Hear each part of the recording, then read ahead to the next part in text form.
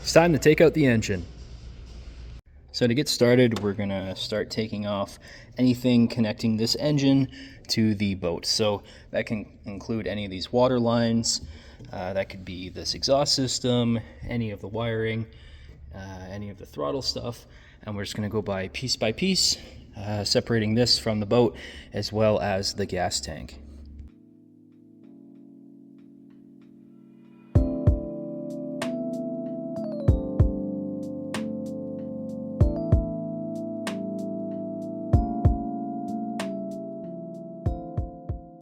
Now if we follow this line coming off the side here, we can see it runs along the bottom of the engine and then it comes up to here. You'll remember in the previous video when we were messing around with the fuel pump and the fuel bowl there, the hose that we actually removed, you would see that that would come up and connect onto there. So so long as this doesn't have anything holding it onto the bottom of the engine, sometimes you have clamps or whatnot attached to the bottom of oil pans. Not sure in this case, so we're just going to check over and make sure it's not fastened to it. Again, we're just trying to get this out of here, and whatever remains down below we'll take care of after. So it doesn't look like it's connected to anything down there, so we can just leave this in position until we're ready to pull the engine out. So I believe next we'll take a look here at the Speedo cable.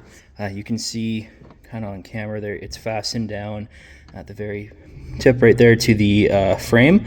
So we will be leaving the majority of this in the boat, so we just have to disconnect it from up top here. So now what you're going to want to do is remove the actual entire Speedo bracket from here, and that requires just removing this little nut to get some access to it. So now that nut's been removed, you can see how this comes out. You'll notice there's just a little washer on top there, so I want to grab that. And you're just going to pull it out like that, and you can see the Speedo is driven by that little flat piece there that connects onto this, and it'll go down to the camshaft, I believe, on this motor. Now personally, I like to put the hardware back where it came from so I have access to it later. And then also what we're going to do is put a little bit of paper towel or something into this hole so we don't get contaminants down into the engine. Now as for this side, the next step is we're going to be taking all the wiring off of here. For your own reference, if you are attempting this, just make sure you're taking photos. That way you're not fighting with the wiring after trying to figure out where it goes.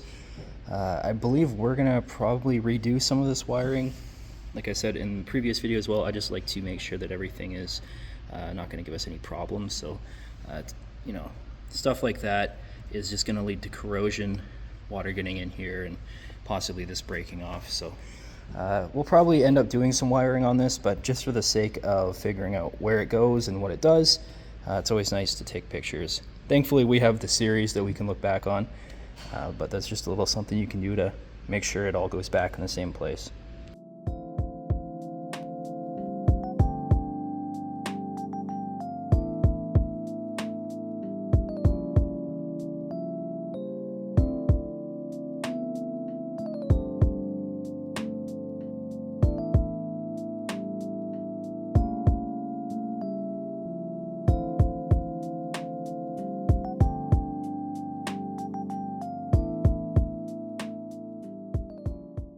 So now we got all the wires off of this side. We don't really have to worry about them in the boat. Again, once we get that engine out, then we can start worrying about removing those. So the last one, I believe, is going to be the linkage and the negative cable right here. So now I'm going to show you guys how to remove the throttle linkage on this one. So that's going to be removing it from here, as well as moving it off of this little ball swivel point. So it's quite simple on this. Just flick that up. That'll make this loose. And then right here to get this off, all you do is you push down and it comes right out. Super neat little design. A little plunger action on the end there. And that's how you get that off. And then as for the choke cable on this guy right here, it's pretty simple. We're just going to remove, loosen this part and then remove this a little bit and pull the cable out. And you can see how it works on both of them. There's actually a linkage back here. So when this cable gets pulled or pushed, it moves that linkage and you can see the choke is closing in both of the carburetors when we do that. Look how good that is. You can actually see the choke cable moving. It's nice and loose on these. Sometimes they get tight and start to bind inside of the choke cable, but thankfully that is moving really free. So the next one is we're going to remove the shift linkage here from the little transmission. These are super cool little transmissions. They're pretty bomb-proof. They only go forward or reverse. There isn't really any shifting happening in there aside from that, so they're pretty straightforward. We're just going to be removing this little pivot point off of here and get that checked out. So a couple of complaints people will have with these transmissions is either that the stick shift is not sitting in a neutral spot in the middle of the boat when you go to shift it, so it'll be kind of slanted backwards or forwards. Any of that adjustment will be made on this rod right here.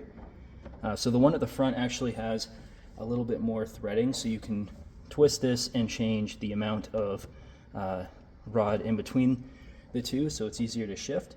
But we're going to actually take this off. I'm going to show you guys how you can adjust them if they're too tight or too loose when shifting.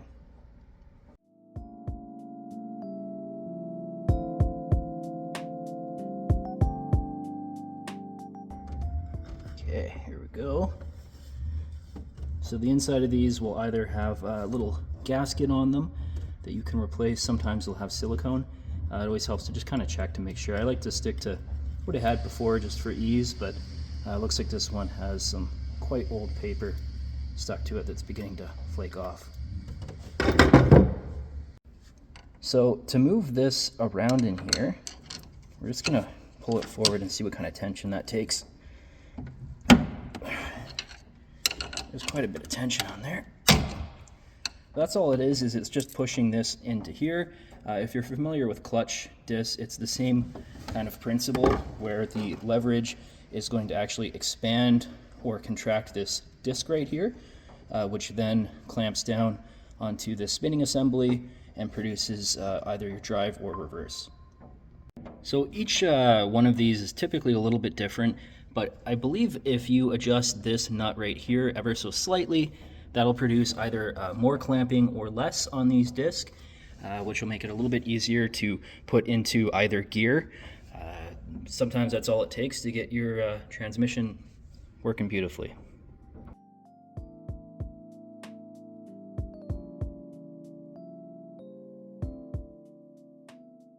Now typically I like to replace the seal or gasket, whatever it is, in there as well as the oil when I'm poking around, but we're going to be pulling this engine out and servicing it, so we're just going to put this on for now and we'll get back to that in a later video.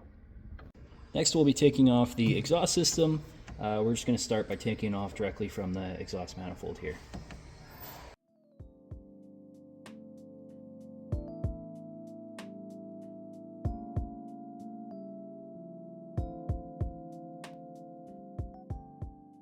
Next step will be disconnecting it from the next spot, which would be right here.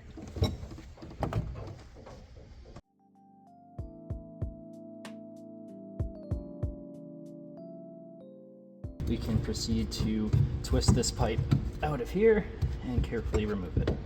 There we are.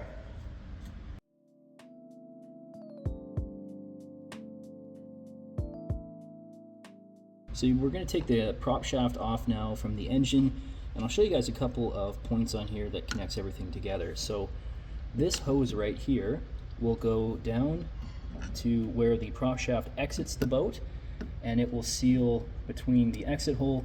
There'll be a rope seal inside of here. I believe I did a TikTok video showing how to replace one of those on a different boat. So to change that one out on this style, all you would be doing is disconnecting this and this as well. And then once this is off of this shaft here, you can unscrew this and service the rope seal in behind. Now as for the actual prop shaft itself, so it'll be going through this bracket here, and then this little bolt will be holding it in place to prevent slipping in between the two, and then this will just be bolted up to here. So just for now, we're going to be again disconnecting this from the engine, and then we can just slide this back enough for us to pull the engine out. So if you're having this problem where it's spinning around, just put this into either drive or reverse, and it should hold it fairly still for you while you unscrew these.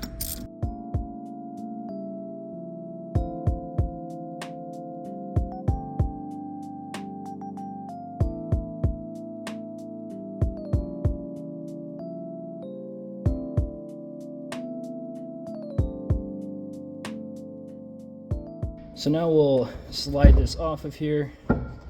You can see it just kind of moves out of the way of this little flange. So I believe that makes the mounts the last item we're going to have to remove to get this engine out.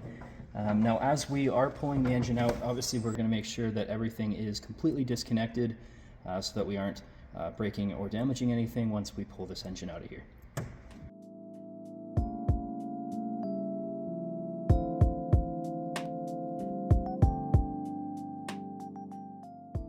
So we got the engine crane set up and we're getting ready to pull the engine out now.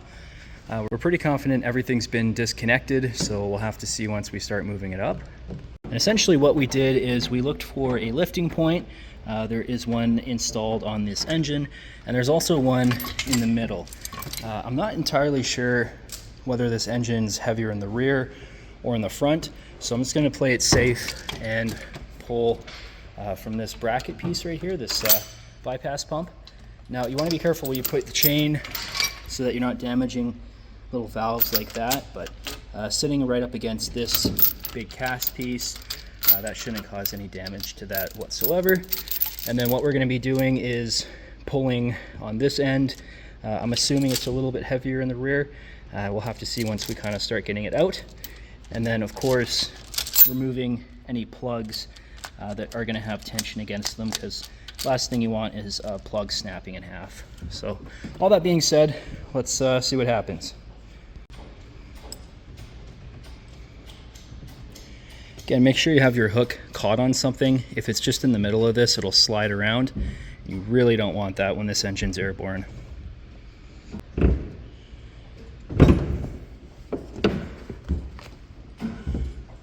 So yeah, it's leaning pretty hard to the right now because the crane can only go so far in here.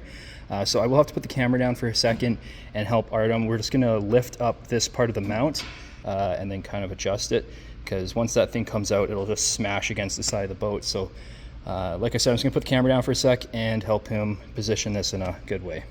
So it looks like we guessed correct. The center of gravity is gonna be actually right where that little lifting plate is. Now, of course, you could lift here if you like. I like to lift it with the chains like this. It doesn't really matter, it's more of a matter of preference, but regardless, we have the engine nice and balanced right now, and there is nothing connected to the bottom of it. So we're gonna go ahead and pull this out. We got the engine to a fairly decent spot right now. We're just gonna very carefully get it past the deck and up and over, and then once we get the engine out, we can do a little walk around. Okay, so we're just getting it clear right here. So if you zoom on down onto that, Artem, you want to start bringing it back. Just carefully see how much room we have. Very slowly. We're pretty much at the max right now for the crane, so I think we should be good there, Artem.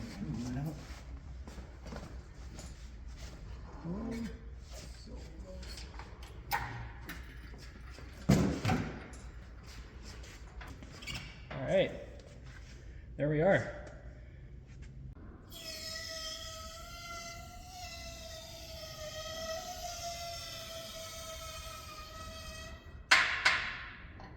So there you go. It's that easy to get these old engines out.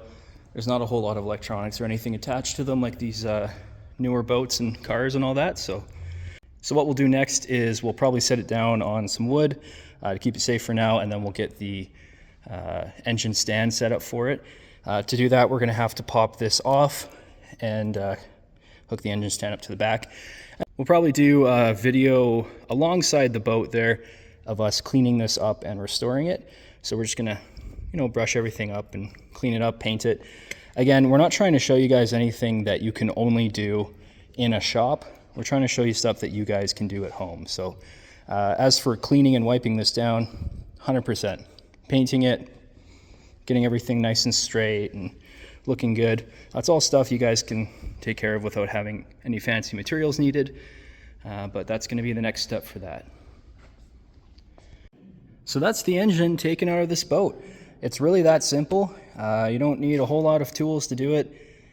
Just about anyone can do it. The most expensive piece of tooling that you'll need is obviously some sort of way to lift the engine out. But aside from that, it's all pretty straightforward.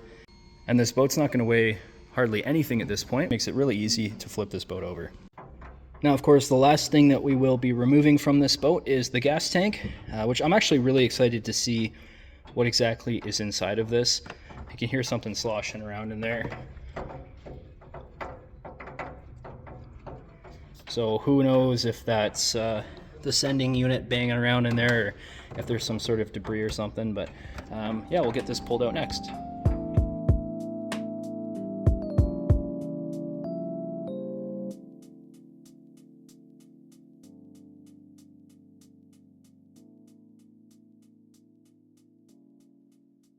So we got both of the straps disconnected from this tank, and now there is one more thing holding it in place, and that's actually going to be the fill neck on it. So to remove these, you can take a look at the threading here on this one. It'll be similar on the tank as well.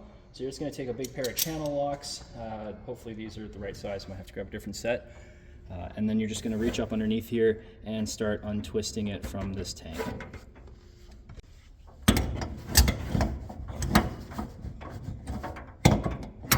Yeah, that's not going to be the right size. That's a bit better.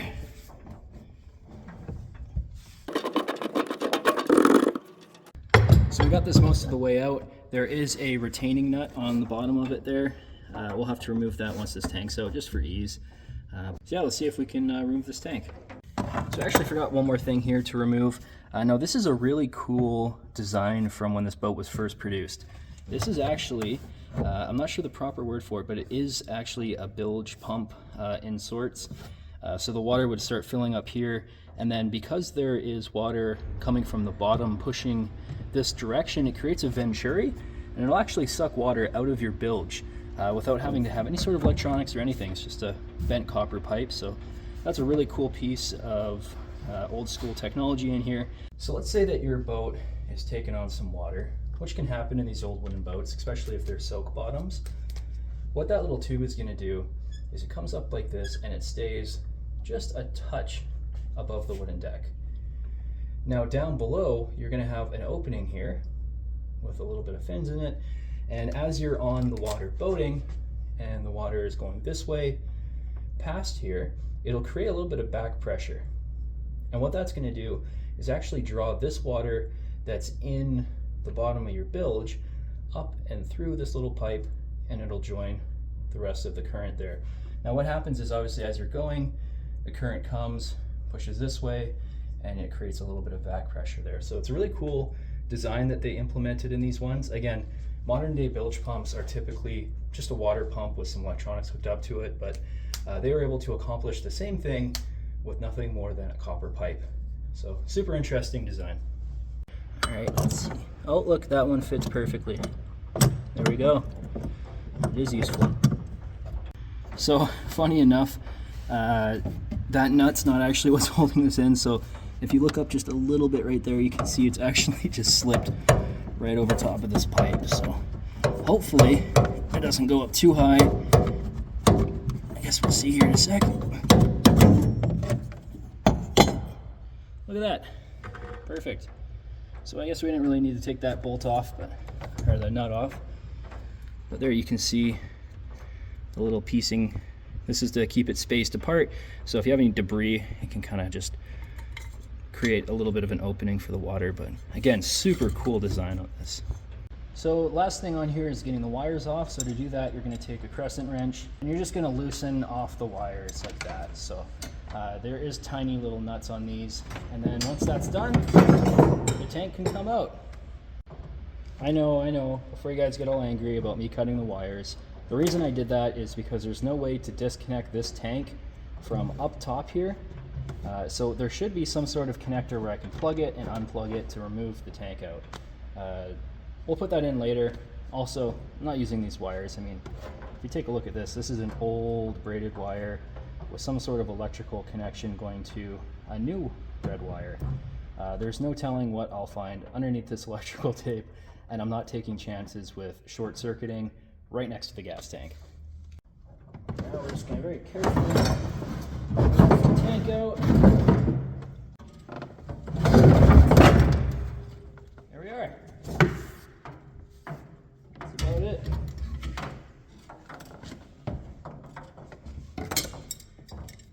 This off.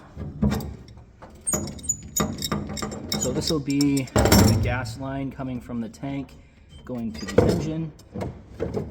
Kind of interesting. They have it actually sticking out of the top, so they'll have a tube coming from here going all the ways down to the bottom. So there's the tank out of the boat. Let's take a look at some of the gas in here. That is a disgusting brown color. So next video, we're actually going to drain all that out and show you guys exactly what was clogging up the fuel lines in that previous video. So here's the funny thing. We did notice sometimes when the companies are building and manufacturing these boats, they get a little bit complacent with some things. So if you actually take a look, what they'll do is when the boat is done and the wood is in place, they'll take actually a long stick. Oh, Chris Craft used to do this. They take a long stick with just holes plucked into the end of it and pump paint and spray the whole inside of the boat with the paint so it would just get everywhere. But you can actually see on this boat, they painted it with the tank in, which I think is quite hilarious. You can see, you can see none of this has been painted back here. And you can see the build quality on some of these cuts here. I mean, a lot of this stuff, you know, it looks really nice on the outside.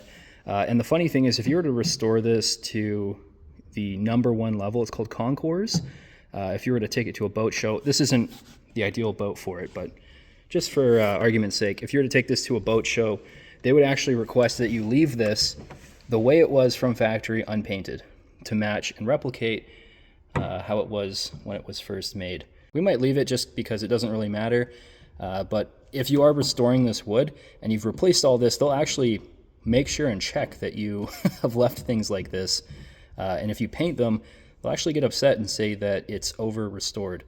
Now for some boats, obviously you want them to look as perfect as they can be, but there is actually a level you can go where they start to declare it as over restored. We don't have that problem.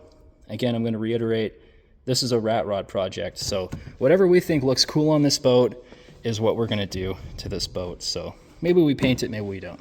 Gas tank removed. We got the engine removed.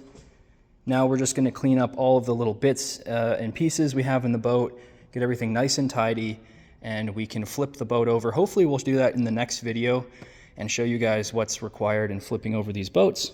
As for today, that about does it. Thank you guys for watching the video. If you're not, make sure you subscribe to the channel. We have plenty more series coming out, and like I said, we're going to show you guys exactly what you can do to fix and repair your own boats. So have a good day.